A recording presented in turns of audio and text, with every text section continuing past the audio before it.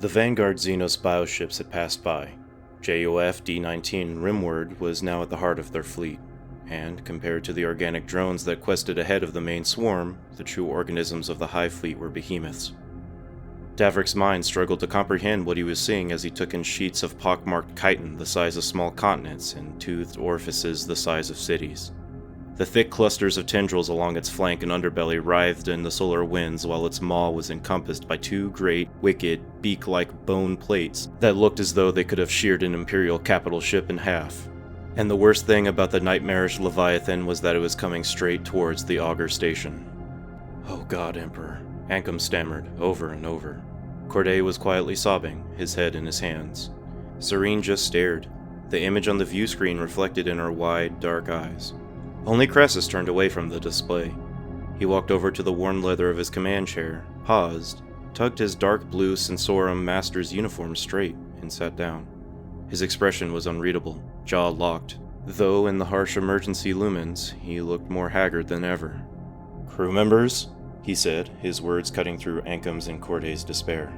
"In the past decades of service, it shames me to admit that I have not said this enough. Regardless if there was ever a time, Throne knows it's now. It has been an honor to man the station with all of you. And with you, Chief," Davrick said. He was the only one to respond. His own words felt distant, disconnected, as though he was speaking to himself from somewhere far away. His mind was sluggish, unresponsive. His breathing felt labored. A strange, detached part of his mind supposed that he was probably having a panic attack. Crassus had no more orders to give.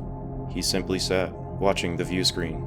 Davrick reached out towards his little picked capture of Amelia and Drewy, his wife and son, tacked to the side of his monitor. He would see them again, someday, he was sure of it.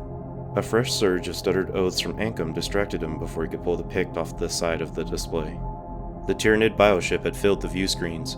Even as the stunned crew watched, the monstrosity's great hooked chitin beak split apart. The maw yawned wide, impossibly wide.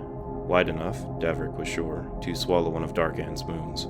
Its shadow fell across the Augur station, blotting out the light of the stars. The structure around them seemed to shudder, as though its terror matched that of its crew. The view screen now showed nothing but static-washed darkness. It had swallowed them whole. Corday had slumped on the desk, shaking and weeping uncontrollably. Crassus was looking down into his lap, knuckles white where he had gripped the arms of his chair. Ankam had finally stopped gibbering. "Serene," he managed to say, looking over at the Augur analyst. "Serene, there's something I need to tell you." She continued to stare at the now blank view screen. A sudden impact threw them all. Davrick found himself sprawling across the deck, almost on top of Corday. The station shook violently, tremors dislodging rune banks and audio systems and sending Davrick's empty recaf tin bouncing across the deck. The alarms triggered again across the cramped station. Crassus, who alone had managed to stay in his seat, deactivated them without comment. The view screen had gone offline completely, showing nothing but gray static. They're going to board us?" Ankam stammered as they picked themselves up. Any response was lost in another jarring impact. The station's frame shrieked in protest at the stresses put upon it. With their systems scrambled and broken, it was impossible to tell exactly where they were, or what was happening outside. The station seemed to settle slightly, the sounds of tortured metal reduced to a low creak. They all scanned the ceiling, looking for any sign of a breach. "Do you hear that?" Serene said. It was the first time she'd spoken since seeing the bioship. They all listened, breath held, straining to hear over the groan of adamantium in Corday's muted sobs. Eventually Davrick caught what Serene had detected. A faint scratching, scrabbling noise, as though someone, or something, was scraping across the outside of the hull. It mirrored the scratching tormenting all of them from inside their own skulls. "They're on the hull," Davrick said. Before he could go on, a crash shattered the breathless quiet. The section directly above Crassus' chair, in the center of the station's cockpit, collapsed. With it came a flood of broiling green liquid that struck Crassus as he looked up. If the old Sensorum Master managed to draw breath to scream, the bioacid flooded his mouth, throat, and lungs before he could make a sound. Davrick caught an impression of his death as he was lost entirely in the torrent, flesh slowing from his bones, organics consumed in a heartbeat. The rest of the crew recoiled, but too slowly. Serene, nearest to the center of the cockpit, was struck by the acidic spray. Her hands went up to her exposed face, and her screaming filled the claustrophobic space.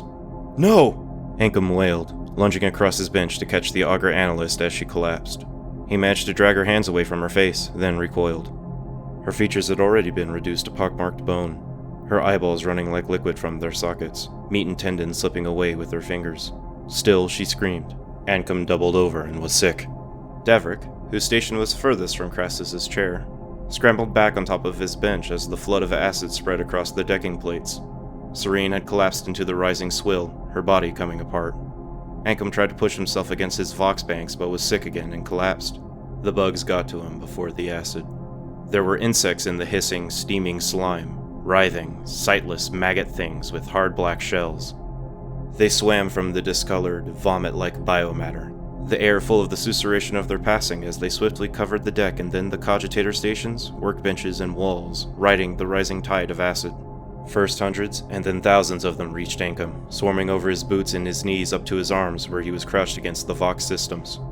He tried to scream, but choked on his own bile. His eyes rolled back into their sockets as the alien swarm began eating him alive. Corday killed himself. Face still streaked with tears, he leapt directly from his bench into the stream that had consumed Crassus and his command chair. He was gone in an instant, as the breach in the station hull was burned wider. As Ancom's eaten-out remains collapsed into the bioorganics sloshing about the cockpit's deck, Davrik stood rooted to the top of his bench. He couldn't think, couldn't move. He was in the throes of panic. A part of him realized he should end it quickly like Corday, but another part was desperate for another way out. Any way out that avoided the nightmare bile that was burning away everything. It was digesting them whole. Even as the terror kept him in place, Grohl's binary chair collapsed, pitching the unresponsive tech adept into the effluvium. His red cloak billowed for a moment before he was lost, coming apart amidst the steaming clouds of liquefied organics. For a moment, Davrik was alone. For a single, ludicrous second, everything felt surreal, ridiculous, almost calm. It had to be a nightmare. None of this horror could possibly be real. Then his bench collapsed.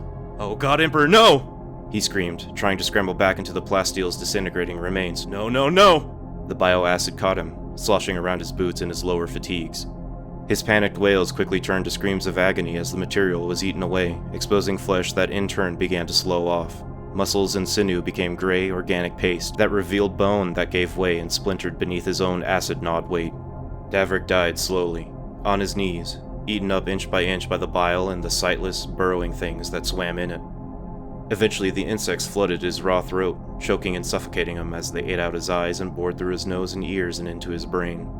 The acid took what remained. As another section of the hull caved to emit a fresh gout of vicious toxins, the picture of Amelia and Drewy fell from the side of Davrik's primary view screen into the flood. In an instant, the smiling wife and son were gone, consumed entirely. Hello everyone, I wanted to thank you for listening to my first recording of a bit of non-fiction from Warhammer 40K. I'm a huge fan of the setting, and with the new edition being Tyranid themed and just around the corner, I really wanted to tackle this particular story, as it was pretty gruesome. Like the video if you enjoyed it, hit the subscribe and bell buttons to be alerted when I have more stories to tell, and until then, don't get swallowed by a Tyranid hive ship.